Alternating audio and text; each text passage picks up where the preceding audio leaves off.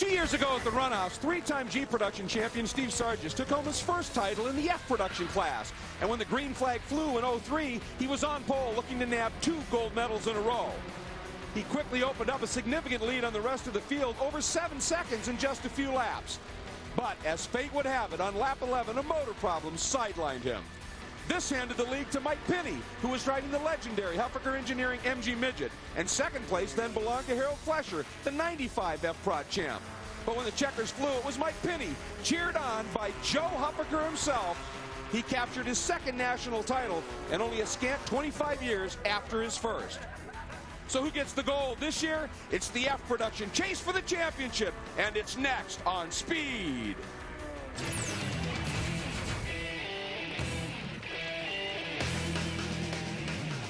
A Warrior's armor. You have to have one of these in place before you compete in SCCA's national championships, especially in F production where the battling is absolutely fierce. For Dick Davis, the last 3 times he's competed, he's been top 5, including bronze in 2000. This year, he's looking to up the steps on the podium. But he's got to get by Steve Sargis, Mr. Smooth. 4 gold medals, including 1 in F production, and 6 poles, including 3 in this class. But by his own admission, this has been a bit of a tough year. He's carrying some extra weight. The wins haven't been there, but the drive is still intense. How about Charlie Guest? He has had a wonderful season in the Southwestern Division, 4 wins. The last 2 years here, he's been bronze. And I'll tell you what, he's going to need that helmet twice this week, and he's also running Showroom B, so he's going to be going after it. And Jim Trado, whether it's helmets or manufacturers, variety is the spice of life in F production. And there certainly is a lot of variety and spice in these 3 drivers. Greg, as we introduced you to the man who finished second last year, his 5th runner-up finish. Harold Flesher loves his 1962 Austin Healey Sprite. He's been competing with it since 1974. Now, one of the newer cars in the class belongs to Mason Workman, the Central Division champion, drives a 1992 Mazda Miata. What he's got, 4 wins and 6 tries this season. He's certainly one of the favorites of the Mazda camp. Now, also in this division, we've got a great variety, including the 1971 MG Midget of Dr. John Serino, who's an eye surgeon out of Tulsa. He has 5 wins this season, and yeah, it's his brother's race car, but man, does he love driving it. He also competes in GT3, so he's got a busy weekend ahead. For 40 years, SCCA has conducted the national championship chase, called the Runoffs. The 11th straight year it will unfold here at Mid-Ohio. F production is a class that has been around even longer. 1954 was the first F production championship held.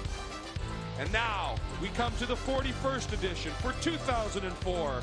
50 years of F production activity about to conclude here at Mid-Ohio. And Jim Trado, let's take a look at the course these guys have to deal with. These little machines will be using up all portions of the racetrack as they head down to turn number 2. This is a primary passing zone for these guys. They go through the gearbox, heading into turn 2. Once they get down this back straightaway into turn number 3, this is where they want to be at their game. They want to pass right here in turn number 4. As they get through the S's, up into madness, they'll be kicking up dirt left and right as they'll use up the entire race course here at Mid-Ohio. Down into turn number 9 into turn number 10 down this Thunder Valley. Can do some great setups as they head up into the carousel and through that sharp left-hander. And as we said, this is a class that has been around for quite some time. Tell us a little bit about the production category, F-Prod in particular. Well, these cars are categorized by the engine performance, their modifications, and they must maintain the original design. We see Mazda Miatas, we see Triumphs, we see MG Midgets. All these cars are kind of put in the class because SCCA wants them to find a home that's competitive and comparable. So that's why we see about 40 or 50 years difference in some cases with the cars that are dating back to the early 60s to the Miata of Mason Workman. And of course, some of them are called full prep, some are limited prep. We'll explain that a little bit. But Ken Stout is standing by and talk about a guy who's been one of the strengths in this class. Craig Chima is a local gun from Akron, Ohio, and he's been a standout in the production classes for a number of years. In fact, 2 years ago, he won the championship in E production. But if you go back into the record books 11 years ago, you'll find out that he put his car on the pole 4 years in a row in F production and then won the championship in 1994. Let's go to my colleague, Chris Neville. Ken, one of the very busy guys here this week is Mark Webber. Mark is one of the most talented photographers in all of motorsport. He shoots just about every professional road racing race around the country. He's also shooting here this week. And also very busy, this little Austin Healey he's driving. He's not only driving this car in F production, but this car is also going to do G production. All he has to do is a motor change, and this little sled gets to go to the grid twice.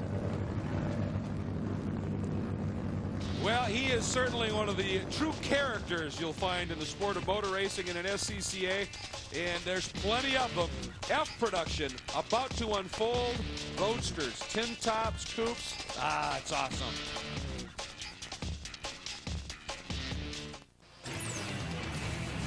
Welcome back to the Mid-Ohio Sports Car Course, everybody, for SCCA's National Championship Runoffs. F production about to take to the course. They are actually on the course, out for their pace and parade laps, and about ready to set sail for 20 laps of National Championship competition here. Good field, 37 strong, are going to be coming out and taking the green flag here in just a few minutes. And you can see them trying to build a little heat to their tires. Let's give you the starting lineup up front. A guy who is so smooth and graceful. Tough to know when he's on a hot lap. That's Steve Sargis. Then John Serino, Craig Chima, Harold Flesher. A number of these guys have been around for so long, lots of championships between them, but you got the young guys coming in. Mason Workman is a great example of that. Some good stories there. That's your top 10. Let's take a look at 11th through 20th, and you see Dieter Greisinger involved. He has been around for quite some time. Luis Rivera, that is a bit of a story. He's much further back in the pack than we would have thought. He won the Rocky Mountain Division with 4 wins, but could only qualify 20th. That gives you an idea, one, of how tough this field is, and two, if you have one little hiccup somewhere, it can really get you off your game. There's 25 Mark Webber, and part of his problem is swapping out those engines. Sometimes you don't get the weight swap and the like, and it's tough to run 2 classes using the same car and do a motor swap. That can be very, very difficult. 37 cars. We're going to see some lapping going on here, and you mentioned Steve Sargis and how strong he is. We saw some incidents earlier in the runoffs where the leaders out. Once they get into lap traffic, they found some trouble. So we'll see if Sargis can make his way through cleanly through some traffic that we expect to see before the 20 laps are up. And let's head down to the pits. Meet the first of our pit reporters once again, Chris Neville. Greg, so often at the runoffs, we see the front of these fields just filled with past champions and guys who have so much experience, guys who have had poles before. But up near the front of the grid today, back in the 10th spot, Chuck Horton. First time at the runoffs. What a great qualifying for a guy who hasn't been to the runoffs before and is just in a field of cars that is so deep. So keep an eye on Chuck. He's hoping to have a good race his first time here. Ken? Hey guys, we got to talk about the difference in the 2 cars, the limited prep and the full prep. Some of the older machines, the midgets, the sprites, the Spitfires, they're allowed a full prep. In other words, they can have a higher compression power plant. They can change the pickup points in their suspension so that the car will obviously handle a little bit better. The new iron, the Mazda Miatas, well, they're just hanging in there tough, and they're getting stronger and stronger. They came out of the box very fast. Well, thanks very much, gentlemen. Chris Neville, you made a good point about Horton. Not only is it his first time at the runoffs, he runs out of the Northern Pacific Division in Belmont, California. It's a long haul to get here just to do any national racing. Some people from the area come and race one of the nationals before the runoffs, get a little track time. I think this is his first time here, period. So he has done a simply brilliant job. And these cars, as they begin to warm up, we see a lot of debris on the race course. So when it comes to 2- and 3-wide racing, a lot of marbles have been built up again. 24 races over 3 days here at the National Championships. A lot of on-track activity. The last time these guys saw the racetrack was this morning for a short warm-up session. So as they get going, it's going to be interesting to watch the first couple laps. And I'm going to ask Chris Neville a question here. Chris, you talked about Horton, his first runoffs and up against this competition as a driver. What's he thinking about right now?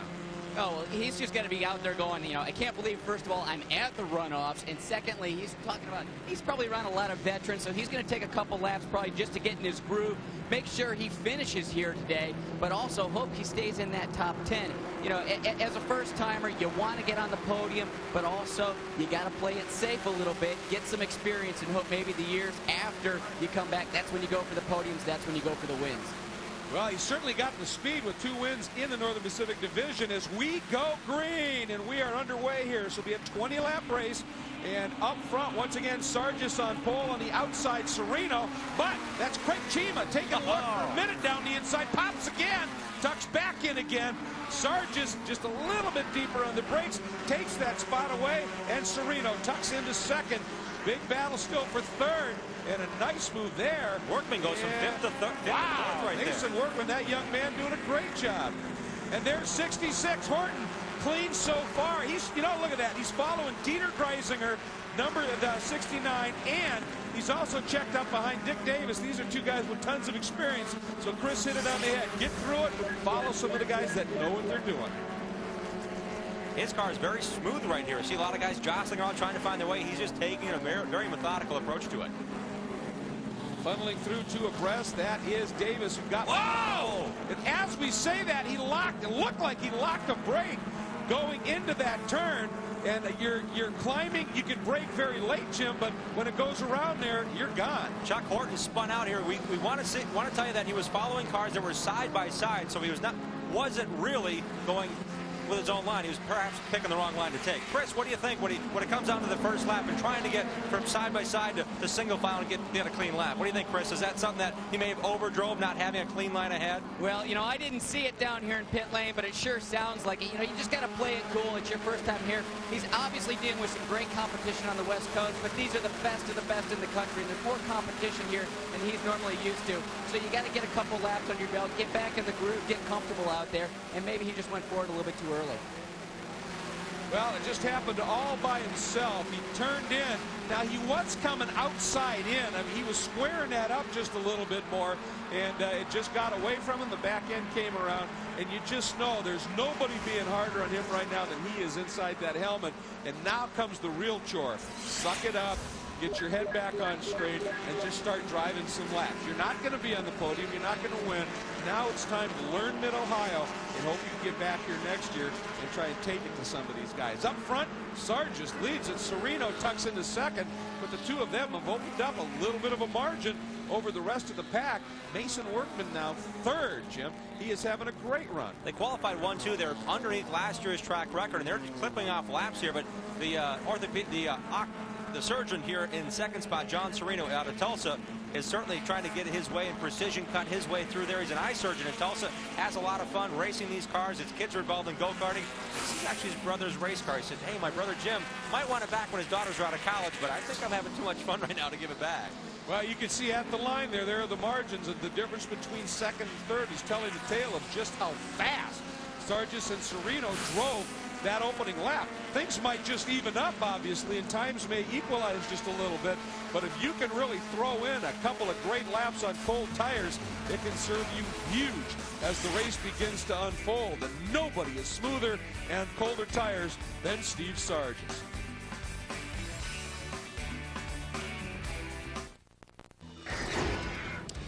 Typically, we see family members crewing on cars for each other, possibly competing against each other.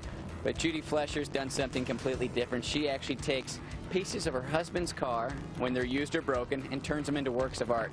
What made you get started with this? Well, I like to use different kinds of materials to spark my creativity. These are free. I've already paid for them, actually, so they're not free. But I like the challenge of turning them into something other than junk. Well, give her a broken axle or a dented hood, and she can make a work of art out of it. Or a chunk of piston, if you look at that necklace. Obviously, that's a serious pendant. And, of course, her husband, who's out there racing right now, is hoping that flow of parts she gets isn't really continual. And he hopes to bring home his own jewelry. Well, good Namely point. metal from the Runoffs. Yeah, here's a new necklace for you to wear, honey.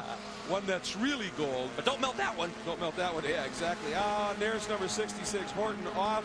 And obviously first time here and not familiar with the track, but he did such a great job in qualifying. You start to wonder if maybe he wasn't having a problem with brakes or something like that, or gearbox, because every once in a while your gearbox isn't working well. It'll lock up the rear tires. Watch it here, Jim. Down the corner, you saw the black line Sure right there coming in the corner. He already had the brakes locked up well before the turn. Something might have happened, maybe a caliper seized, and it just locked up the wheel. Well, and it was rear. That's the thing. The rear brakes locked up, and when you've got way too much rear brakes, that's going to happen. And you know what? To make him feel a little bit better, maybe, a guy with experience could get it wrong, too. That's Dieter Greisinger, and he has been racing for a very long time. So, you know, you can't feel too bad about it. It's the runoffs, and you throw it away sometimes. He was in the 12th position as he tries to get the car righted again, losing valuable track time. Very, very slim chance of getting a medal here, but he's certainly a driver again, as you mentioned. It takes all types to get to the runoffs. It takes an excellent drive to do well here in 20 laps. 2 wins, 3 podiums for Greisinger, and well, there you go. Dieter was trying to get position on Dick Davis in that yellow and orange car and just ran out of real estate. Yep, the old squeeze play, and Greisinger, obviously, when you're loaded under braking, waits on the front of the car. You're turning into the right, so the left is going, it's going to want to be floating to the left anyway. And then you tap somebody around, you go, and it happens. But I really think, again, in the defense of number 66, Chuck Horton, that because that first spin, I watched the rear suddenly lock up. So he may be having a gearbox problem where it's locking the tires or way too much rear brake bias, something. And it's obviously made it for a very long day.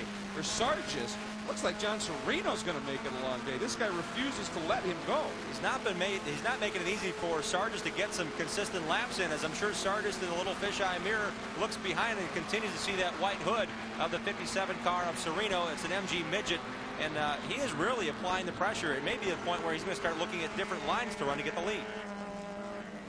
Bit of a battle here. The number 33 is Mark Stone. He's his first time at the runoffs, and he's learning a bit of a lesson as well. Jim, we're going to show you what happened with him. Coming off the corner again, that's an off-camber turn. He gets a bit sideways. He gets a little bit maybe back on the gas too soon and just lights it up and spins around in this Miata. Looks like the proverbial tank slapper, and it got away. He was lucky not to have that guy coming by behind him clipping him. And now it's up for him to put his head down and go after it. Get his head back in it once again. And he's making some headway here in his first runoffs. He's got the helmet back on. He's got maybe starting to breathe again. He's getting past some cars. Exactly. Well, he's making a move. Just snuck by the number 94, Mike Whedon, right there, trying to get his head back into the game. And up front, Sargis and Serino continue to battle. Have opened up the margin to Craig Chima, Harold Flesher, and Mason Workman has slipped back to 5th.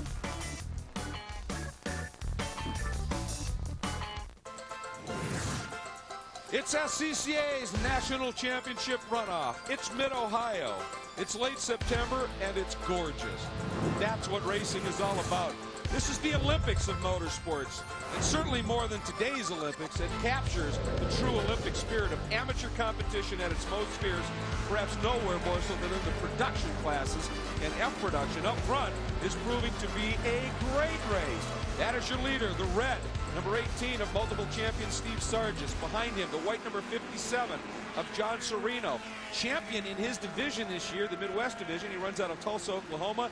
5 wins out of 6 that you can count. This guy is fast. And his last win was setting a brand new race record here in this division back in August at the National at Mid-Ohio. So he is doing everything he can to repeat as a champion. He did it a month ago. He's trying to get back around Sargis here. Sargis apparently now about 2 or 3 car lengths now an advantage here, Greg, as we check back in on the leaders. Yeah, he's doing enough. He's staying in front, but Serino refuses to let him go. Now I understand that Serino has racing deep into the blood and the family. Boy, the neat thing about it is I got a chance to spend a few minutes with him. I said, hey, you got your son with you? Hey, he's my oldest son, Nigel. I said, that's an interesting name, Nigel. He said, yeah. I said, how many kids do you have? He said, well, I have 4. My oldest son, Nigel, was born in '92, and Nigel Mansell won the Formula 1 title. My son, Hans Stuck, well, I named him after Hans Stuck. His name is Hans. My 3rd son, well, Villeneuve was doing really good in Formula 1. We named him Jacques, and his daughter, Senna, is the youngest of the 4. So some great racing names in the Serino family. That is wonderful. There is John Serino, and Ken Stout is standing by with the crew chief. Mickey Schreiner. And Mickey, you said you guys have been chasing the setup all week long. Yeah, we changed shocks and springs even this morning. We changed almost everything but the driver. So these guys are throwing the kitchen sink at this thing to try and get it back out there, and I think he just got the lead. That's good. We worked on it. We tried to set up for the second half of the race, so we're not even there yet. So that's good news. Well, that's bad news for everybody else if he just took the lead and they're set up for the second half of the race, guys. Well, Ken, you can tell him he got the lead. Not only did he get it, however, he ran wide. Ken got trapped behind a lap car, and very savvy Steve Sargis used the lap car as a pick, snuck right by underneath him, and has picked the lead up once again. What a great move. And I got to wonder if Mickey Schreiner, the crew chief for Sereno, is related to Debbie Schreiner, the driver. But here's that pass and repass again, Jim. As the lap car gets there, Sereno only had his line chosen, and as he burped the throttle just a little bit, Sargis went right down to the bottom, got the very lower groove, and took the pass and took the lead away. Well, you can see the wobble that Sereno had, and he had no idea that he was coming by that fast. Meanwhile, let's check in with Chris Neville as Steve Sargis finds himself in a brutal war. Greg, just checking in with this team down there. They don't have radios. They say Sargis does not like radios. He just wants to go out there and be focused. He said, are you guys worried about Sereno at all? They said, no way. This guy's won 4 national championships. He's not a problem. We're going to keep it up front, and we're just going to keep going. Sereno may be fast, but Sargis is faster. Well, that's a good belief to have if you're Sargis' crew. And Sereno did do a very bold move there. Oh, yeah. He's not going to say, I tried once. He's going to try this again. He's going to gain momentum, gain it. You can see him taking just a different bit of a line here to try to get a wider entry into the corner to gain exposure. You see him hard on the brakes, so the front end's watching out on Sereno, and he's really trying hard now to close the gap. Yeah, he's braking very late, and that car's dancing around a little bit. But when you're going after a guy like a Steve Sargis, you got to do everything you can to come after him. And the one thing about Sargis, as I said, he's smooth. He is so incredibly smooth. Did you see the tail hang out for Sargis there, though? That tells you he's driving it hard. But with Steve, I can't tell you the number of times when I've been on a corner, watched him go by, and he's got one hand on the wheel and the other one just barely hanging on to it. He's just feeling everything so gracefully. It's just incredible. And what that allows Steve to do is a race, the deeper a race gets, easier on tires, easier on brakes. But Sereno's strategy here, maybe, we're going to just make him use it all up. And he is coming after him right now, big time. Sargis is fighting for it. Sereno fighting after him. Chima, Flesher, and Workman still round out the top 5.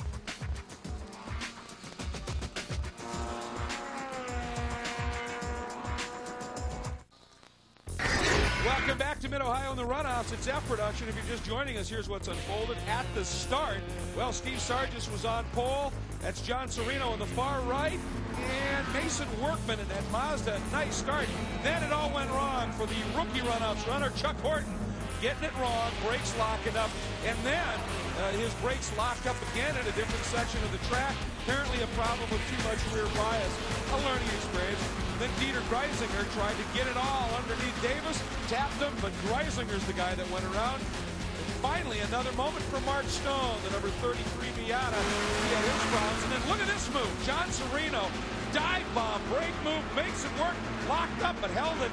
Nice job of not letting Sargis counterpunch him here, but Sargis came up on the lap car, used it as a pick, surprised Sereno, and Steve Sargis back in the lead.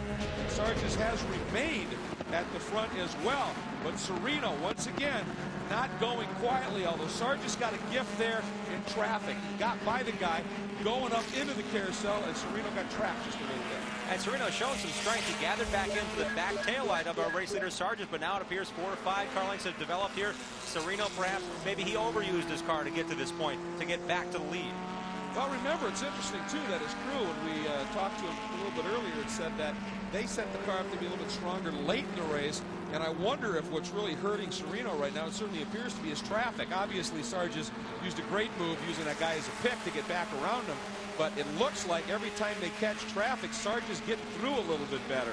Here is your battle for 6, make it 5th now, and that is the number 4 of Peter Morton, and right behind him, the number 11, that is Dave Steinhelfer. And these two guys, I mean, it doesn't matter where you go on the track here, you see just how close the racing is, and you see a great example right there of full prep and limited prep, and one of the reasons why.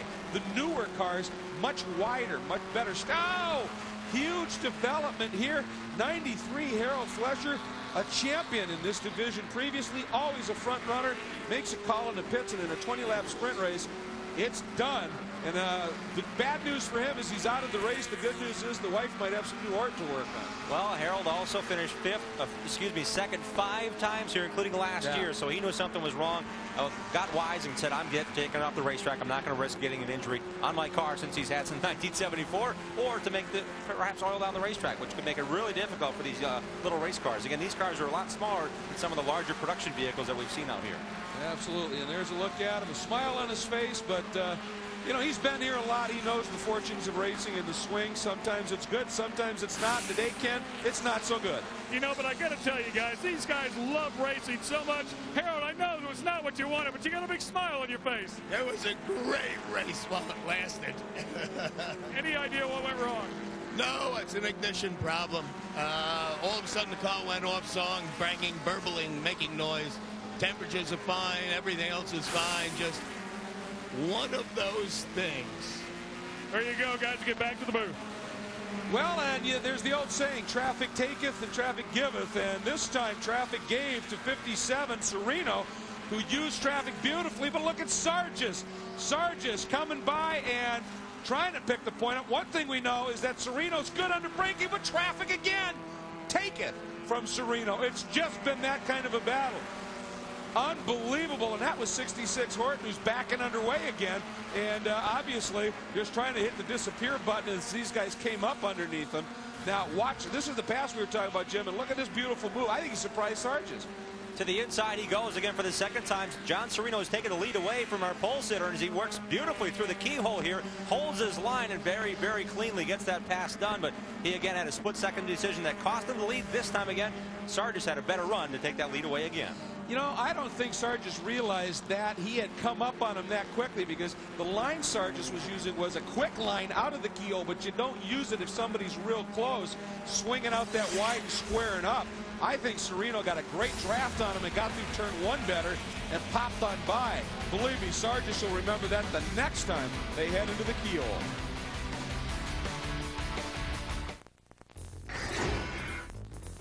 The rise of the Miata has certainly caught everyone's eye in the class of F production. Keep in mind, over the past number of years, it's been midgets, sprites, and Spitfires that have dominated this class. But there's no question the new iron has worked its way in, as there's no less than 7 of them competing here in the 2004 Runoffs. But the first man to compete with one of them was back in 2002, and Mason Workman, you were that man. Why did you make the change?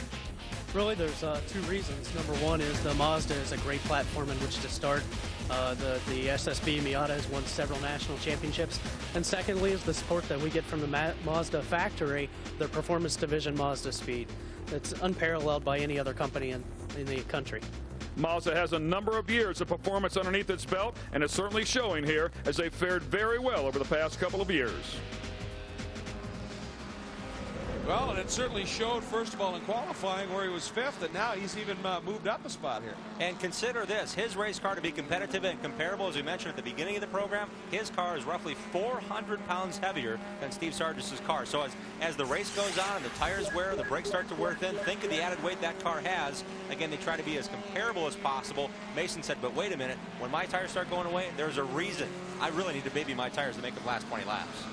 Well, I tell you, that's one of the things about the rules makers having to equalize things in every one of the 24 classes that are all about national racing and SCCA, and the idea of bringing in newer stuff, which, if you know, on a slate of paper, the newer stuff will just wax these old cars. They found a way with the difference in full prep and limited prep to get them equal. And every once in a while, you'll see one of the limited prep cars win, and every once in a while, you'll see some of the older cars win. And Serino actually opened it up just a little bit, but I thought I just saw a little puff of smoke from the back of Serino. Now, prod cars do tend to smoke just a little bit. We drop back to 12th, and a great battle unfolding between the number 29 of Woody Smith, then the number 82 in the mix as well of Gary Johnson. And Gary showing a little smoke there as well. There he is, as he's fighting through it right here. Gary Johnson doing a very solid job. What I enjoy about this class is the diversity. We see a Mazda Miata with the cap on. He's not running with the... Whoa! Whoa! Speaking of that Mazda Miata, almost looped it, and he did. Couldn't hang on to it. That was the number 8, I believe, is the Mazda of John Steflik. Right up here, heading up to the front straightaway. Steflik off the carousel, was carrying a lot of speed through there. and he's found himself off right here on the front stretch, right at start finish. You know, if you're a computer geek, spend a lot of time on the web, you're also a motorsports geek, you've probably seen his work. If you go to the SCCA.org, he's the webmaster. I think his buddy Mark Webber, I'm thinking this is the time where John's thankful that Mark's in the same race. He's not taking 100 pictures to send him for Christmas saying, hey, John, remember the runoffs? I do. Here's a picture to prove it. Very good point. This is the frustrating thing because he's just barely in that gravel, but there's nothing you can do. Speaking of Webber, that's the first guy in the queue right there, driving out of frame. And here comes, that's the number 69 of Dieter Greisinger, once away, trying to fight his way back up through the pack. He's made it up to 18th right now, so a good comeback drive. Look at this, going for the big move to 17th. Not quite. Think of what Dieter's been able to do. If you ever spun out on a fun go-kart track, racing with your family or friends, you spin out, you back up, you go full. Oh, sorry, huge development. Our second place driver, Sargis, is in. Ken Stout, you're there. Steve Sargis, boy, I tell you, had a heck of a run. Qualified this thing on a pole. You were really battling. What went wrong? Water temperature got really high, and it started going a little flat, and so pretty much day's done. It had to be fun while you were out there battling, though. It was until I saw the temperature gauge, and then I knew it was over. This day's done, guys. Obviously very dejected. He had a shot at a gold here. Certainly at silver. Back up to you. Tough break. Maybe that little puff of smoke I actually saw from the back of Sargis. So here's the, we can take a look now at what may have happened here. There's Sargis, there's Serino. This is the most recent pass lead against Serino. Dives to the bottom here as he goes through the corner. Sargis gives up the spot here in the keyhole. Serino then pulled away from him, so perhaps the gauge watch was already on then, which brought him down pit road. Ah, boy, that's a sad, sad face. He's 4 championships in both G-Prod and F-Prod, 6 poles, but today, not going to happen. But that means maybe it's John Serino's day. And I'll tell you what, Steve Sargis appreciates a guy who races that hard.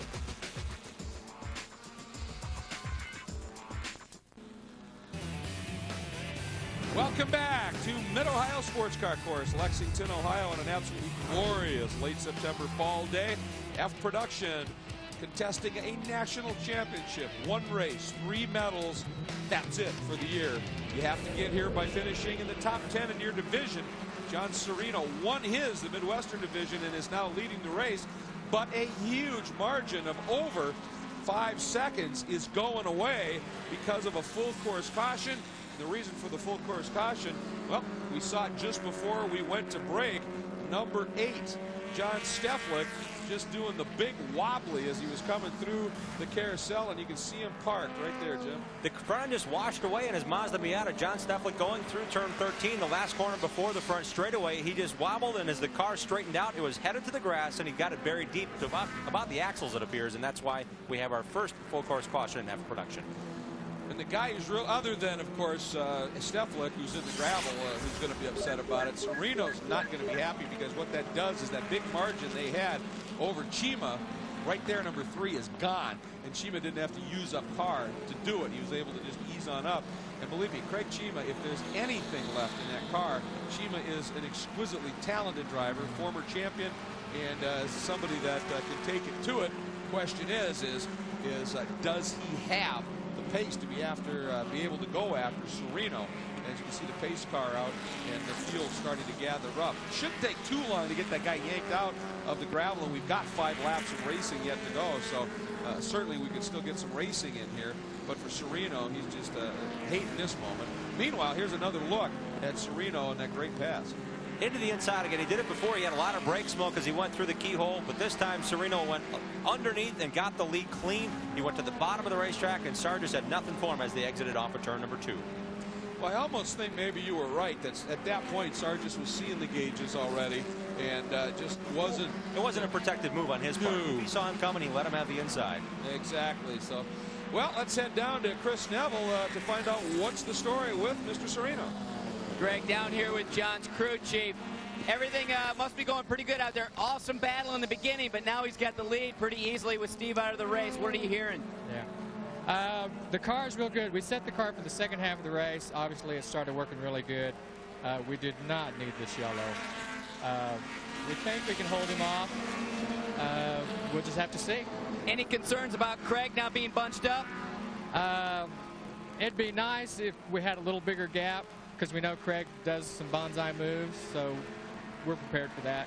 we'll just see what happens. Well, Craig Chima's also got to be pretty excited about that. These guys have had a really tough week. They've had a lot of axle problems, some seals.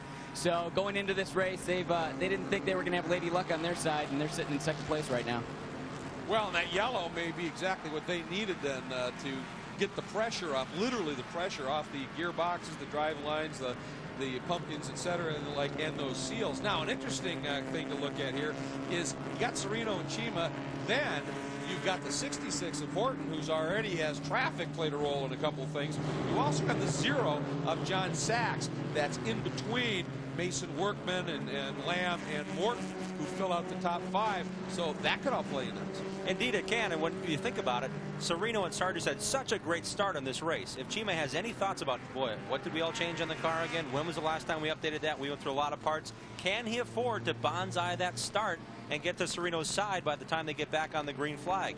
Once they get the green throughout the course, we'll see if he'll stay behind him for a while. I would assume that he's not going to try to gather it up and pass in the first corner possible. On the other hand, if the opportunity's there and you've seen the pace, I mean, he was sitting there watching Serino and Sargis drive away. I mean, if you can get in front fast and then be wide, maybe not a bad idea either. Maybe Chris has a little bit more of an answer on that for us. Greg, I'm with you there. I think you have to do it right now. You've seen how fast Serino can be, so I think Chima's got to get out there and try and control this race. This is a tough course to pass on, so if Chino could get out there, he's going to have definitely a lot more control over it. And if they've been having problems with the car all week, you get out there right now, that's going to boost your confidence.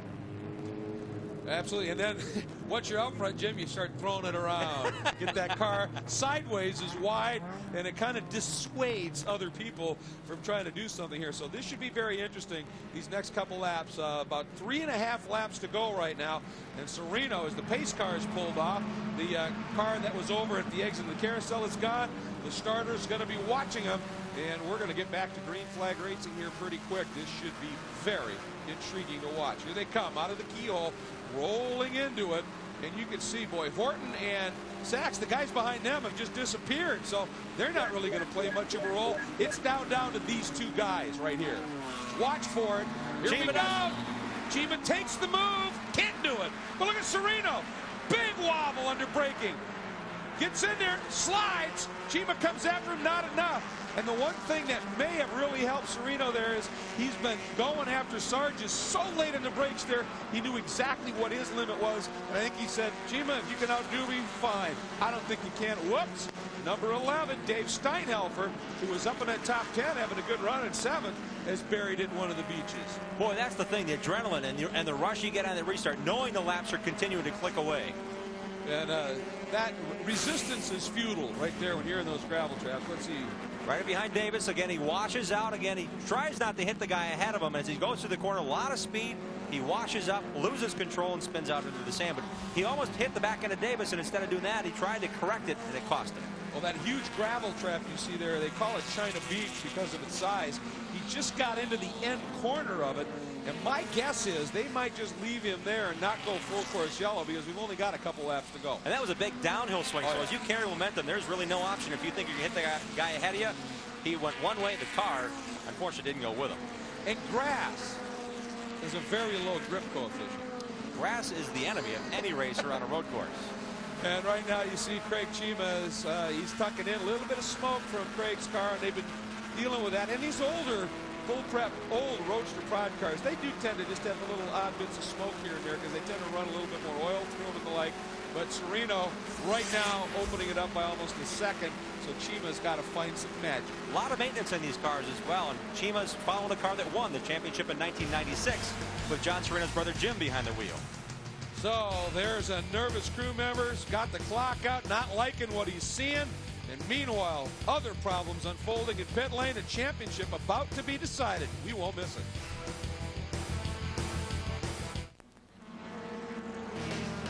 Welcome back, and it is John Serino here at SCCA's National Championship Runoffs in the F production category, continuing not just to lead, but he's just eking away a little bit from Craig Chima. And there may be why the smoke from the back of that beautiful blue number 3. It's a great MG midget, starting to smoke a little bit more. Chima may be seeing the gauges, not doing what he wants either. And that really wouldn't dissuade him too much, because I know Craig Chima, and it'll be, if I got a chance, if it means blowing it up as I cross the finish line, so be it. But right now, Sereno's got him covered. Sereno's wife, Mary Lynn, really are involved in racing. He said he spends more time now at the go-kart track with his kids than he does at the racetrack himself. I think that might change now that he might have a gold medal in sight. This is the battle for 5th right now. 47 is, that's Dick Davis. We met him in the open, and he is trying to take a bit of a run at number 4. Pete Morton, thought about it, and at the last second realized, you know, if I continue this track, I'm going to club somebody. So he backed off, got out of the way there. And I think that's 42, Charlie Lamb, right in front of them, which would really make this the battle for 4th. And Horton is calling it a day, bringing it in. Now some smoke emanating from the car. So the young times, you notice what it said on the back of that car? Huffaker. That car is well prepped, and obviously we're going to see more of him, I would think, especially if he stays with one of those Huffakers. Look at Davis. He's still in the hunt here. He noticed the car had him just getting a bit loose, and Peter Morton in that silver number 4 car is not running the full line, and Davis really has, I think, a better race car right now. It's just a matter of getting that passing opportunity. And there they go, working up through madness. I love that shot because you can see these guys, the back end, they are carrying the slip angles, carrying those slides up to the corners here, which you have to. Watch it step out right there. That's normal. That's the fun part about this. But boy, did Davis get through that last part of madness very well. He's thinking about trying to figure out, is there a way I can get by Horton here? Horton trying to not give him any opening, stay tight, protect the inside. Davis swings out and then pushes a little bit wide. It's just that close here, and we have begun our final lap here at the Runoffs in F production. That's 4th, 5th, and 6th right there. Boy, Chima, even with the smoke, is actually closing up. Big mistake there. That could play huge. Here we go. Sereno, it got loose. He was fighting it. Chima coming up alongside. It's a drag race. Something maybe has gone wrong with Sereno's car, because he couldn't pull Chima. But something let loose, or just momentum, something down in there. Unbelievable. Wow, there is definitely, he went for it. What a pass. What a pass. And he's able to hold the line here in the left-hander through the S. Oh, Chima's gone. It's gone around. I told you, if this guy's got a shot, he will throw it in there. And it got away from him. But for Sereno, oh, man, talk about heart in your throat. Chima gets going again. I don't know that he's even going to lose the silver medal, but Sereno finally can breathe. Unbelievable. You mentioned Chima and all those problems. Sereno cooked it into the keyhole, nearly cost him the win, and now he's all alone. Unbelievable developments here. And for John Sereno, just a couple more corners, and he's going to, what a nice story, too, that he and his brother in the same car are going to be able to do this. And here he comes, a national championship for John Sereno. But I'll tell you what, one that he's going to think about that last run into the keyhole for a long, long time. He needs to thank Steve Sargis, too, because of all the maneuvering he had to do to get around that leader when it counted. At the very end, he was able to once again use a flying and a move to get an inside pass under heavy braking. And indeed, number 3 did hold on, did Craig Chima to 2nd and the silver medal, but notice how close Mason Workman was right behind him in the Miata, who ended up 3rd. But for John Sereno, he has survived a war with 2 different cars. He's your champ.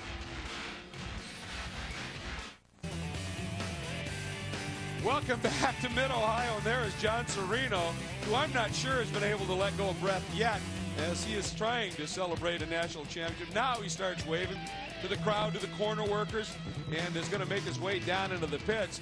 And obviously, we're going to be chatting with him in just a moment. Craig Chima right behind him. There's Workman. That's your top 3. But for John Sereno, that last lap was an incredible lap of survival and guts. Chima had gotten by him, and Jim, look at this move. Swings out and then says, here we go. Into the S's, he takes the bonsai move. He almost lost control and found the grass before he grabbed hold of the shifter, downshifted once, got on the brakes, got through the corner, back on the gas here. Critical here that he kept it to the inside, didn't give Chima the door back again on the inside, that left-hander. And then look at Chima, and right there, Chima's line, did you notice the rear tires outside of that concrete? The front, a little bit better bite. on those grooves. See ya. And let's go down to Chris Neville with John Serino. Greg, I am down here with one cool cat. I think we're going to have to nickname John Serino the Iceman. Talk about pressure all day long. You had it from Sargis the first half, Chima at the end. Tell us about that race. Oh, it was just an awesome race. Steve drove a great race and made no mistakes. I just had to keep trying to dive him and just kind of, you know, go overhead, just trying to do anything to try to pass him. Then he'd pass me back. It was just a great race. And then here comes Craig, man. I said, man, Craig's just as very good as Steve. I said, man, I just I couldn't believe I had to work that hard. But it was great. And then Craig got a run on me down the backstretch. And Mickey came on the radio and said, you're going to have a pissed-off engine builder if you don't pass him, man. So I just laid it in there. It was great. Well, John definitely earned that one. Greg? Laid it in there. He did. Boy, he threw it in there. That thing was sideways and skating, and he pulled it off and then was able to hang on to it on the exit. That's that correct. Was the impressive piece of driving. Here's the results. Serino, Chima, Workman, they're the three that get the medals. Dick Davis, Morton Lamb, great battles all. A little bit further back in the pack, there's Mark Webber, Debbie Schreiner, and then, of course, way at the back of the pack is going to be Steve Sargis. An unfortunate day for a former champ. Thank you so much for joining us here for our F Production National Championship race. For Ken Stout, Chris Neville, and my booth partner, Jim Trado, I'm Greg Kramer. Do take care, everybody. We'll see you here next year.